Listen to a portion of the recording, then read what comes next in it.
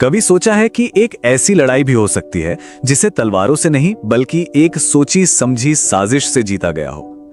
आज हम बात करेंगे प्लासी के युद्ध की, एक ऐसी घटना जिसने सिर्फ भारत का ही नहीं बल्कि पूरी दुनिया का इतिहास हमेशा के लिए बदल दिया। जरा इस नंबर पे गौर कीजिए, 50,000। ये थी बंगाल के नवाब की विशाल सेना। मतलब एक ऐसी ताकत जिसके सामने किसी का भी टिकना लगभग नामुमकिन सा लगता था। एक अजेय सेना है ना। और अब देखिए दूसरी तरफ, महज 3,000 सैनिक।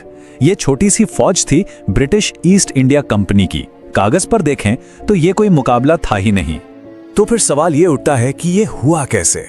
कैसे 3,000 लोगों ने 50,000 की एक पूरी सेना को हरा दिया?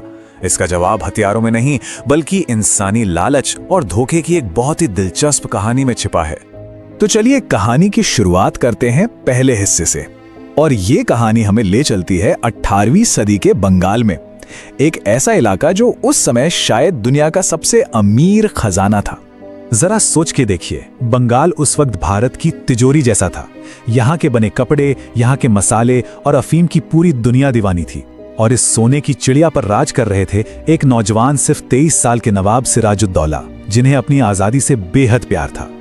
लेकिन इस दौलत पर एक विदेशी ताकत की नजर गड़ी हुई थी, और वो थी ब्रिटिश ईस्ट इंडिया कंपनी। वो व्यापारी बनकर आए थे, लेकिन उनके इरादे अब शासक बनने के थे। और तनाव तब बढ़ा जब उन्होंने नवाब से पूछे बिना ही कलकत्ता की किलेबंदी शुरू कर दी। ये नवाब सिराजुद्दौला के लिए एक सीधी चुनौती थी। बस यहीं से चिंगारी भड़क उठी। अब आता है कहानी का दूसरा हिस्सा, क्लाइव का धोखे का जाल।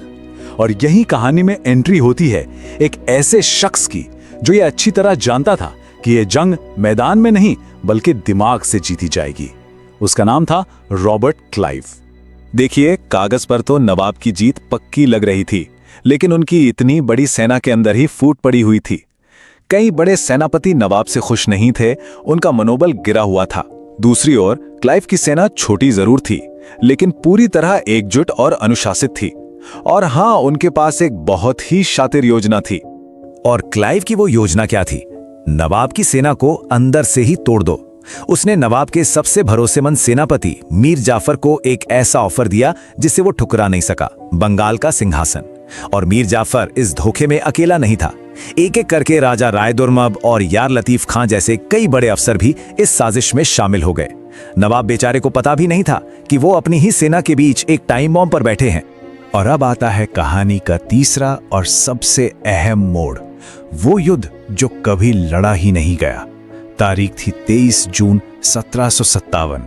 जगह थी प्लासी। इतिहास इसे एक युद्ध कहता है, लेकिन सच तो यह है कि ये एक पहले से लिखा हुआ नाटक था जिसका मंचन होना बाकी था।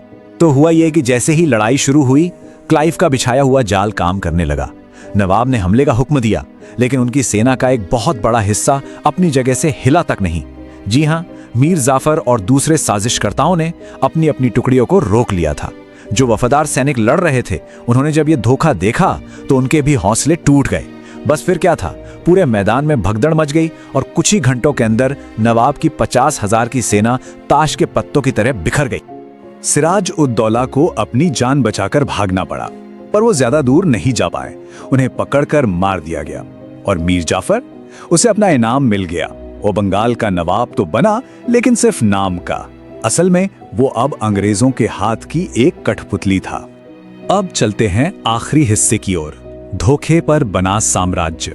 प्लासी में जो हुआ वो सिर्फ एक लड़ाई का अंत नहीं था, उसकी गूंज आने वाली सदियों तक सुनाई देने वाली थी। ये सिर्फ एक नवाब की हार नहीं थी, बल्कि ये पूरे हिंदुस्तान के भविष्य का फैसला था। प्लासी की जीत का सीधा मतलब था बंगाल के बेशुमार खजाने पर कब्जा। और यही वो पैसा था, वो ईंधन था जिसने भारत में ब्रिटिश साम्राज्य की आग को हवा दी। इसी पैसे से उन्होंने और सेनाएं खड़ी की और फिर धीरे धीरे करके पूरे देश पर अपना शिकंजा कस लिया। इस एक धोखे की कीमत पूरे हिंदुस्तान ने चुकाई। यहीं से भारत में लगभग 200 साल के ब्रिटिश राज की नींव पड़ी। बंगाल, जो कभी सोने की चिड़िया था, उसकी सारी दौलत ब्रिटेन के खजानों को भरने लगी। और भारत का समाज, अर्थव्यवस्था और राजनीति सब कुछ हमेशा हमेशा के लिए बदल गया। तो आखिर में प्लासी का युद्ध हमें क्या सिखाता है?